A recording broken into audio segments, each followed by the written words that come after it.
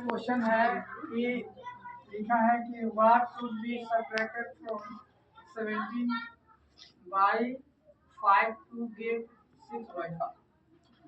इस क्वेश्चन को हम लोग पहले भी पढ़ चुके हैं, किताब का क्वेश्चन है, लेकिन आज हम जब कॉपी चेक किए तो ये क्वेश्चन बच्चा बनाया है और गलती बनाया जिसके वजह से आज हमको फिर से बनाना पड़ रहा है। तो बढ़िया है कि जिसको समझ में आ गया है वो और अच्छा से समझ ले, और जिसको नहीं समझ में आया है, जिसका गलती हुआ है, वो विशेष ध्यान देगा ताकि फिर अगला बार गलती नहीं। चलो आगे। सबसे पहले कह रहा है कि what should be subtracted from 70 by 5 to get 6 by 5। कह रहा है कि वह कौन सी संख्या है जिसमें से जिसमें 17/5 में से घटाने पर 6/5 है। वह कौन सी संख्या है जिसको 17/5 में से घटाने पर कितना आंसर आ जाए? 6/5। संख्या मालूम नहीं है कि हम किसको घटाएं।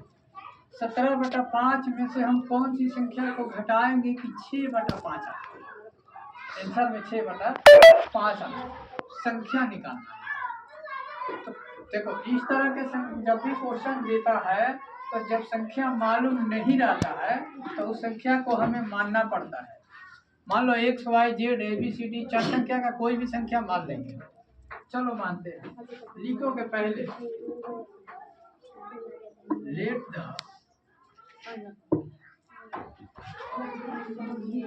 नंबर, मैंने माना कि संख्या बराबर क्या मानने हम x। ठीक है, अब क्या करना है? सब्ट्रैक्ट करना है। सब्ट्रैक्ट अब यहाँ पे आ जाओ, अकॉर्डिंग टू द क्वेश्चन में आ जाओ। प्रश्न क्या कर रहे हैं? सब्ट्रैक्ट करना है। सब्ट्रैक्ट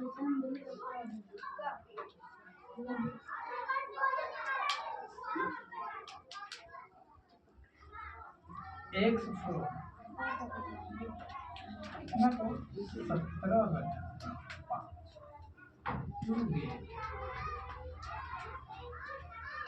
6। यही ना मिल रहा है। कह रहा है कि यदि x को हम 17/5 में से घटाते हैं तो आंसर कितना आ रहा है? 6/5। एक चीज ध्यान देना, जिसके आगे फ्रॉम लिखा रहेगा उसी में से घटाना। उसमें से घटाने का मतलब ये हुआ कि हम पहले उसको लिखेंगे। समझ गया ना? जिसके आगे फ्रॉम लिखा रहता है तो समझ लो कि हमको उसी में से घटाना है। घटाना इसमें से है, इसका मतलब जिसमें से घटाएंगे पहले उसको हम लिखेंगे, तो हम पहले इसको लिखेंगे। कितना लिखेंगे? 5। x को घटाना है, घटा दिया।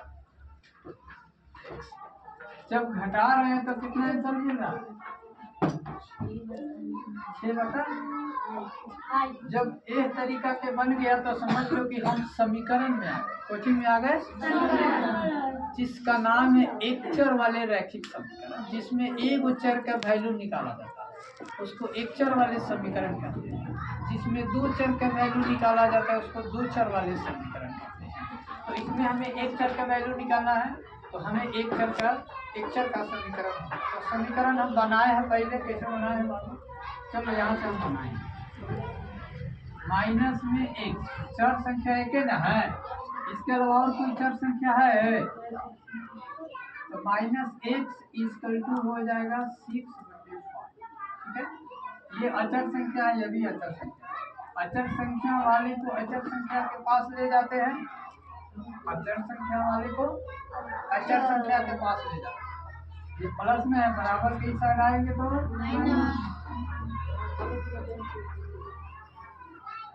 किसी को दिक्कत? चर को अलग कर दिया और अचर को इकट्ठा कर दिया एक साथ। चर संख्या -3। अब क्या करेंगे? इन दोनों का क्या करेंगे हम? एलसीएम कितना निकल जाएगा?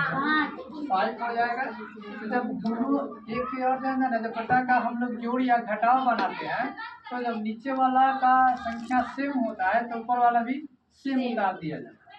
जब नीचे सेम है तो ऊपर वाला बेटा हो जाएगा, सेम उतर जाएगा। किसी को दिक्कत यहाँ तक।